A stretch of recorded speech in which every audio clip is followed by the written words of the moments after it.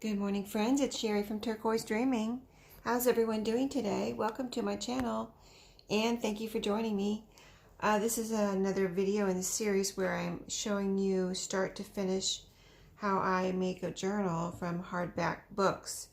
And we're at the stage where we're doing the pages.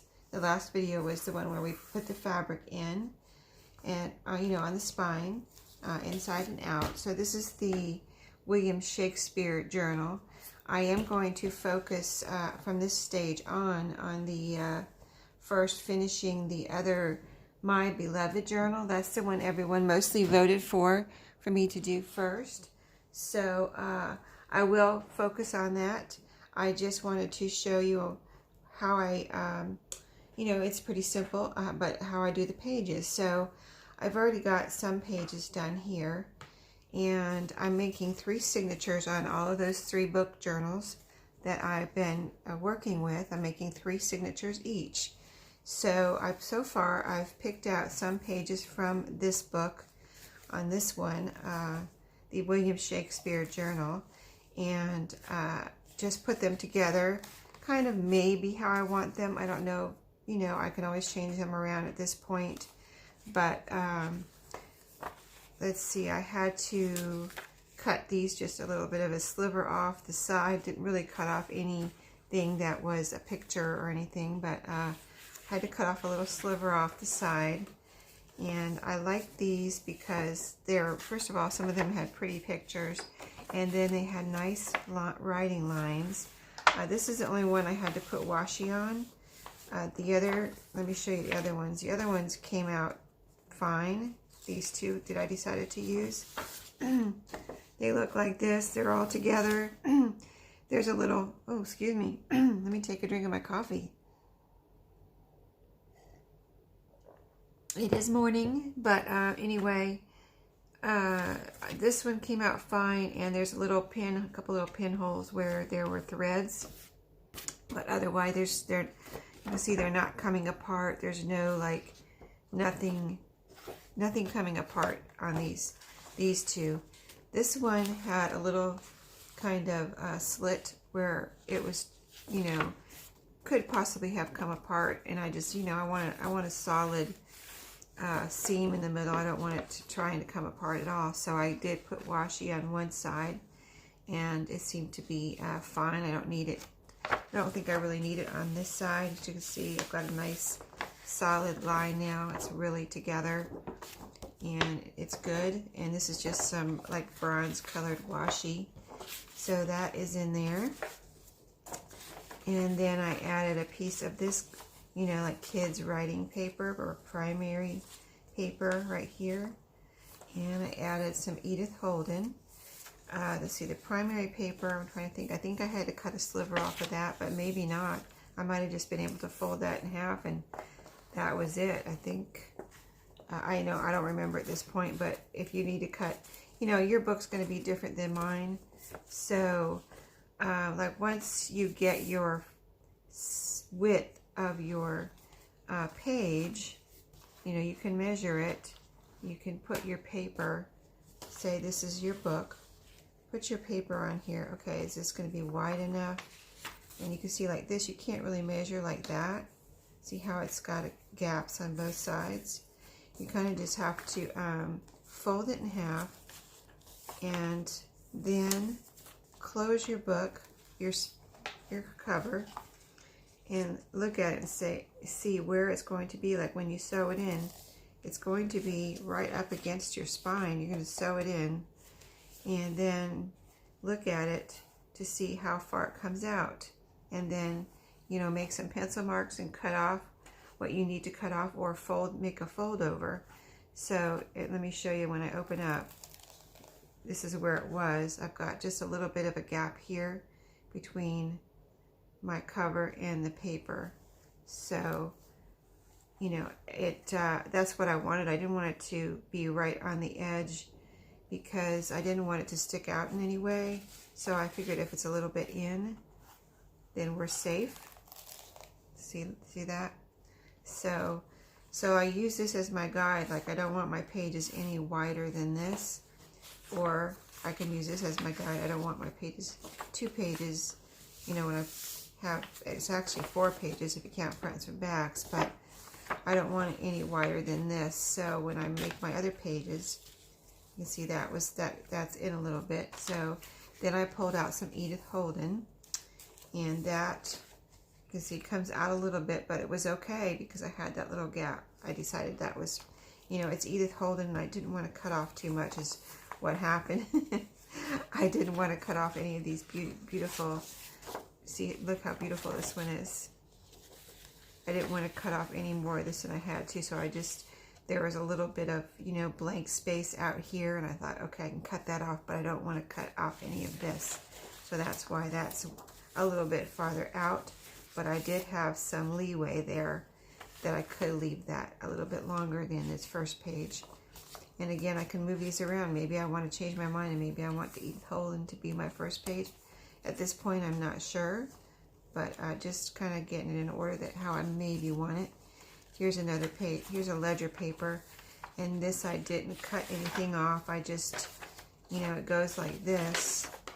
And I just turned it sideways and folded it in half. And I like ledger paper for that because either way you put it, you have lines. You have lines this way, and you have lines this way. And I'm a line person, so I kind of like that a lot. And then here's another page from the book. Graph paper, the same thing as the ledger. Either way you put it, it's the same. So I don't think I had to cut any off this either. No, I didn't. And I just turned it sideways and cut it in half. I mean, folded it in half. And that's the size of this book permits that. If it's a smaller book, I would have had to cut it down, you know. And this other two I'm doing, they are smaller. So I'm going to have to make foldovers or cut, you know, my pages down more. So like I said, I've got 3 signatures so far. And I'll just do a few pages here with you so that you can see, you know, just what I do to get things going and get my pages done. So here's some coffee dyed paper. I wanted to include some coffee dyed paper. So let's see how this is going to fit. So if I fold this in half,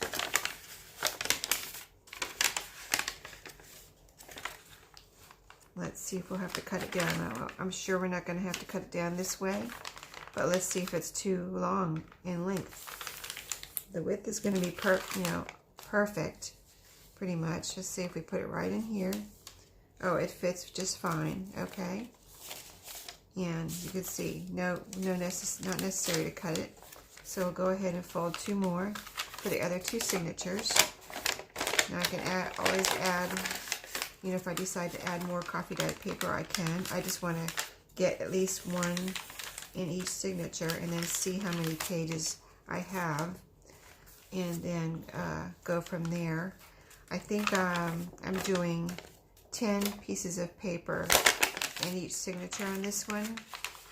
My goal is not to make my journals too stuffed because from experience of working in my own journal, I see how bulky they get when you add your own things. So I want to, you know, have plenty of room for whoever gets my journals to add their own things. And even when I get done with the pages and then I add maybe some pockets or some trims or little light decorating, it even gets bulkier from that. I mean, you can see right now just how bulky it is already, and we only have, let's see, let me see how many pages. Papers.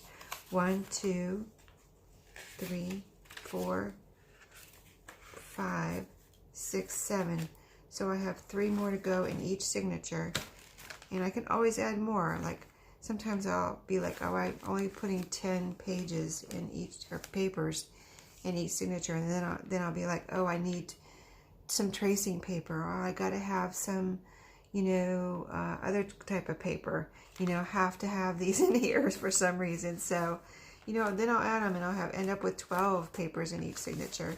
It just depends on what I feel like I need in the signature. So we did our coffee dyed paper. Let's put that to the side. Let's see, I did the primary paper, ledger paper, graph paper. And I do have some scrapbook papers I want to add. So I'll just work with a couple of those just to give you an idea. But I am going to coffee dye these. So they're white on the back. These particular ones are single-sided, but I absolutely love these for this William Shakespeare journal. These are the ones I picked out. As you can see, they're all kind of very, the colors are awesome, will be awesome with this journal. And, but I do want to coffee dye them on the back. So tonight, I got to remember to do that, but I can go ahead and cut them down, right? And then coffee dye them just to show you a few of these, how I'm going to decide to do these. Let's do this flowered one. This is so pretty. And I only have 2 of each design. So let me see, do I have another flower? Wait a minute, I do have another. Wow, I do have another one here. Cool, I have one for each signature. Isn't that nice? That worked out well. Okay, so how am I going to do this? 12 by 12. I'm going to fold them in half, first of all. That's the only choice I have as far as 6 inches on each side, right? Okay, and then these would be awesome to make some pockets out of. So let's see how far. Let's go just take one of our signatures. This was a page from the book, so, and I didn't cut off any length. So this is about as tall as I would want it. You know what I mean? So for this book, it's a good page to use to measure how tall, because it came from the book. And then I'm going to see about making some pockets here. Okay, so fold up about right here. Make sure it doesn't go any longer than this page from the book. And okay, I folded that over. So now I've got a measurement of my length, and I'm not going to need apparently not going to need my paper cutter for the moment, since I'm not cutting these. I decided to make pockets. So let's make sure I folded this straight. It was a little, I could see it looked like a little crooked there. So now it's straight and square. So now I can just fold it in half. Now I might sew these. I would love to sew these. I think it would be beautiful on this flowered paper to have some stitching. So I'm not going to glue those. I'm going to sew those later off camera. But just to let you know, some beautiful zigzag stitching on there would be nice. And then I'll just fold it in half, and that'll be my page. Like that. Okay. It'll be coffee dyed on the back, sewn pages. Let's see what it looks like in my journal, in a signature. Okay. So it'll be like that. It doesn't stick out too far. It's actually perfect. That 12 by 12 paper. I hadn't put any in here yet, so I wasn't sure if it would be. I actually thought it would be shorter, but because I put it in the middle like that, it, you know, as you do your signature and you put in pages, the pages have to get, the width has to get shorter and shorter, because to keep them even, or they're going to just start, each one's going to start sticking out further and further. So you'll find yourself having to cut off a little sliver if it's too wide. But this worked out perfect, the 6-inch size for right now. The next one, if I put in another scrapbook paper or some more back in here, I might end up having to trim something. But I like the way it looks right now. I don't mind this sticking out. If I do leave it like this, I don't mind this sticking out. I mean, that's the look of a junk journal, right? All your pages are different sizes, and the variety is what makes a junk journal kind of sometimes. Even if you don't have any actual junky pages, just the different pages and the different variety of sizes makes it, gives it the junk journal name. For me anyway, that's what I think. So that is how I do the scrapbook paper. Now if this were too wide, I would make a flip over, but these are all, you know, the 12 by 12. So let's make a pocket for each signature. And then like if you want to, my next stage will be the light decorating that I'm going to do on these, light embellishing and decorating, I would say, because I like to leave plenty of room for whoever gets my journals to have fun with them. So probably that would be my next step, the light decorating. And then what's after that is, well, I'm going to include it in my light decorating will be any sewing I do on the pages, and I won't do the sewing on camera, but I will show you the sewing that I do. And then, let's see, I have to think about what my next stage will be. Probably sewing in the signatures. And I do probably want to make an ephemera folder with all of these, but I have done a separate video on how I make the ephemera folders, so, or how I'm making them at this time.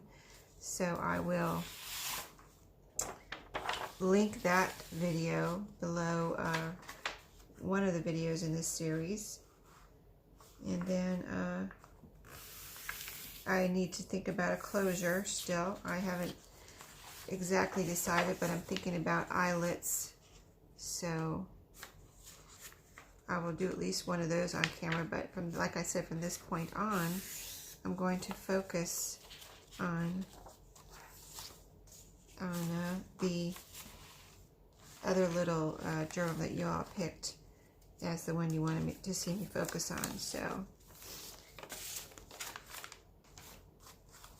that will be next. So here we have let me make sure I'm doing this right.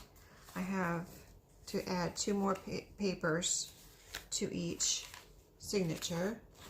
So I'm saying papers because that's how many papers are here, like as we counted. Now we have 1, 2, 3, 4, 5, 6, 7, 8. So 2 more and we'll have 10. And let's see, let me show you the bulkiness again.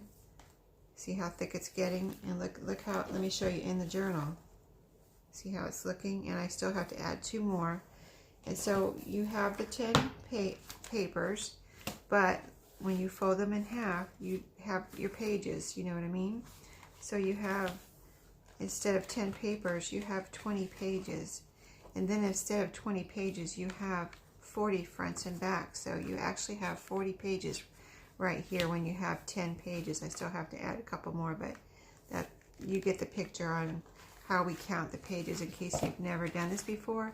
You've never counted the paper pages, or you don't know how we count the pages. That's how we do it. 10 papers equals 20 pages, or 40 fronts and backs. So, and by the time you get 3 signatures, if it's 40 fronts and backs, that's 120 fronts and backs, or 120 pages. So that's how we do it. So I'm going to finish adding my pages here and come back to you with the other one. I'm just showing you this one because I kind of got going the other day and just cut and made pages for the other 2 journals. I was watching Anne with an E and just started. I had time where I could work on my journals, these journals, and just wanted to watch that series, and ended up, it was so good. I won't tell you what happened or anything about it, but if you're watching it, I just, Anne with an E on Netflix, it's awesome, and just got going on it, and ended up watching the whole thing and working on my journals, so I got a lot done on the other 2 too. So anyway, that's where we're at. I'll be back with the next step, and I'll see you next time. Thanks for watching, and hope you enjoyed. Have a great day. Happy crafting.